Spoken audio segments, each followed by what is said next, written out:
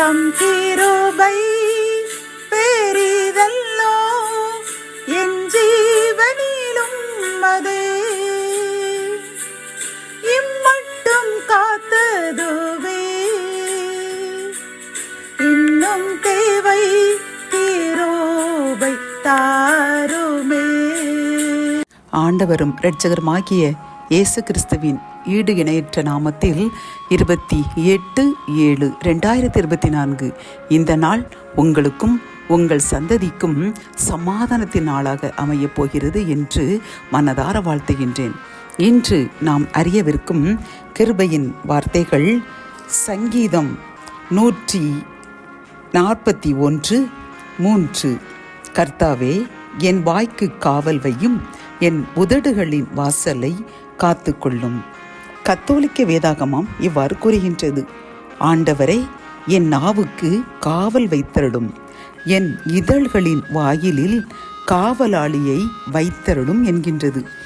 இந்த சங்கீதத்தின் மூலம் கர்த்தர் நமக்கு கூறும் ஆலோசனையும் அறிவுரையும் என்னவென்றால், நாம் நம் வாய்க்கு காவல் போட வேண்டும், நம் உதடுகளின் வாசலை காத்து கொள்ள வேண்டும். எடுத்துக்காட்டாக பெரிய பெரிய பணக்காரர்கள் வீட்டில் அல்லது அலுவலகங்களில் ஒரு வாட்ச்மேன் காவலாளியை வைத்திருப்பார்கள். காரணம் என்னவென்றால், தேவையற்றவர்கள் உள்ளே சென்று விடக்கூடாது, தேவையற்ற நபர்கள், திருடர்கள், ரகசியங்களை வெளிப்படுத்துகிறவர்கள், இப்படி தேவையற்ற மனிதர்கள் உள்ளே வந்து விடக்கூடாது என்று காவலாளிகள் வைத்திருப்பார்கள். இது நாம் அனைவரும் அறிந்த உண்மை. இதை போன்றுதான் என் அன்பு சகோதரனை சகோதரியை கர்த்தர் கூறுகின்றார். நம்முடைய இதயத்திற்குள்ளும் நம் உடலுக்குள்ளும் நம்முடைய ஆன்மாக்குள்ளும் தேவையற்ற பாவங்கள் நுழைந்து விடக்கூடாது. நமது வாயினால், அதாவது வாயின் வார்த்தைகள் மிகவும் பரிசுத்தமாக இருக்க வேண்டும். வாயின் வார்த்தைகள் தான் இதில் நீதிமொழிகள் 18:21 கூறுகின்றது, மரணமும் ஜீவனும் நாவின் அதிகாரத்தில் இருக்கிறது என்கின்றது.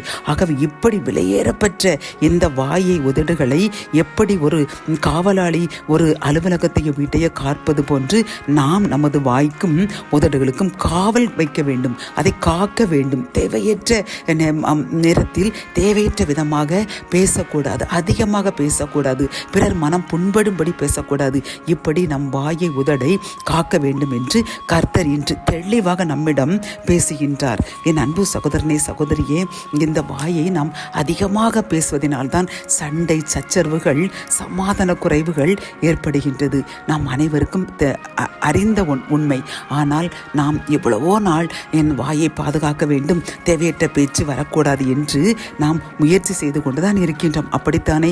ஆனால் நம் வாயையும் நம் உதடுகளையும் நம்மால் பாதுகாக்க முடியவில்லை என்று சோர்ந்து விட்டோம் அல்லவா? இனி என்னால் பரிசுத்தமாக வாழ முடியாது, என்னால் என் வாயை நாவை பாதுகாக்க முடியாது என்று நீங்கள் சோர்ந்து விட்டீர்கள் அல்லவா?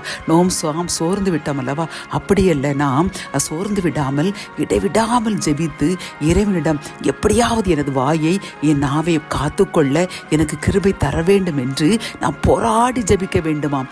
அப்படி கர்த்தர் நமக்கு இன்று தெளிவாக கூறுகின்றார். இதில் நாம் ஏசாயா 6:5-7 பார்க்கும் பொழுது ஏசாயா சொல்லுகின்றார், ஐயோ அதமானேன், நான் அசுத்த உதடுள்ளவன், என்னால் பரிசுத்தமாக வாழ முடியவில்லை, என்னால் ஊழியத்திற்கு நான் தகுதி அல்ல என்று அவன் கெஞ்சி கதறுகின்றான். அப்பொழுது செராபீன்களில் ஒருவன் பலிபீடத்திலிருந்து தன் கையிலே பிடித்த குறட்டால் ஒரு நெருப்பு தழலை எடுத்து என்னிடத்தில் பறந்து வந்து அதனால் என் வாயை தொட்டு, இது உன் உதடுகளை தொட்டதினால் உன் அக்கிரமம் நீங்கி உன் பாவம் நிவர்த்தியானது என்றார் என்று கூறுகின்றார். அதன் பிறகுதான் நான் பரிசுத்தமானேன், நான் கர்த்தருடைய அழைப்புக்கு ஏற்று ஊழியத்திற்கு வந்தேன் என்று அவர் தெளிவாக கூறுகின்றார். ஆகவே அன்பு சகோதரனை சகோதரியே, நாம் இன்று ஒரு முடிவெடுப்போமா? கர்த்தரை பார்த்து எப்படி நீங்கள் அந்த எசையாவை அவனுடைய வாயில் அந்த நெருப்பை வைத்து சுத்தமாக்கினீரோ, அப்பா அதே போன்று இன்று எங்களுடைய வாயில் உமது பரிசுத்த ஆவியினுடைய அக்னியை ஊற்றி ஏற்றி எங்களை பரிசுத்தப்படுத்துங்க, எங்கள் நாவு உதடுகளை பாதுகாத்து கொள்ளுங்க என்று நம்மை அர்ப்பணிப்போம். நம்முடைய வாயின் உதடுகளை இறைவனுடைய பாதத்தில் சமர்ப்பிப்போம். அப்பொழுது கர்த்தர் நம்முடைய உதடை நாவை ஏற்றுக்கொண்டு எப்படி ஏசாயாவினுடைய உதடுகளை வாயை நாவை பரிசுத்தப்படுத்தினாரோ நம் வாய் உதடை பரிசுத்தப்படுத்துவார். நாம் இன்றிலிருந்து ஒன்று தெரியுமா, நம்முடைய வாயின் வார்த்தைகளால் கூட நம் குடும்பத்தில் உள்ள ஆசீர்வாதம் தடைப்பட்டு காணப்படும். அதை நாம் உணர்வோம். நாம் பரிசுத்தமாக்க வேண்டும் என்றால் முயற்சி எடுக்கின்றோம். ஆனால் பிசாசு நம்மை பரிசுத்தமாக்க விடாமல் நம் வாயில் நம் உதட்டில் நாம் இன்று தேவையற்ற பேச்சை பேச மாட்டோம் என்று முடிவெடுத்திருக்கின்றோம். ஆனால் அன்றுதான் ஏராளமான வார்த்தைகள் பேசியிருப்போம். பிறரை அவமானமாக பேசியிருப்போம். டென்ஷனாகி சண்டை போட்டிருப்போம். நம்முடைய பரிசுத்தத்தை மிகவும் நாம் கீழ்நிலைக்கு தள்ளி இருப்போம். காரணம், இது சாத்தானுடைய வேலை. ஆகவே அன்பு சகோதரனை சகோதரியே, இன்று நாம் நம்முடைய நாவை உதடை இறைவனிடம் அர்ப்பணிப்போமா? ஏசாயாவை போன்று நம்முடைய நாவை கர்த்தர் தொட்டு அவருடைய பரிசுத்த ஆவியினுடைய அக்னியால் நம்மை பரிசுத்தப்படுத்த நாம் நம்மை அர்ப்பணிப்போம். கர்த்தர் நிச்சயமாக நம் விண்ணப்பத்தை ஏற்று நம் நாவை பரிசுத்தப்படுத்துவார். அதன் மூலமாக நம் குடும்பத்திலுடைய சாபங்கள், ஆசீர்வாத தடைகள் நீங்கி இன்றே என் ஆசீர்வாதத்தை நாம் பெற்றுக்கொள்வோம். ஜெபம். என் அன்பு தகப்பனை, இந்த வசனத்தின் மூலமாக அப்பா அருமையாக எங்களுடன் நீங்கள் பேசியுள்ளீர். அப்பா, எங்களுடைய நாவிற்கு காவல் வைக்க வேண்டும், எங்கள் வாய்க்கு காவல் வைக்க வேண்டும் என்று நீதிமொழிகள் மூலமாக எங்களிடம் கூறுகின்றீர்கள்.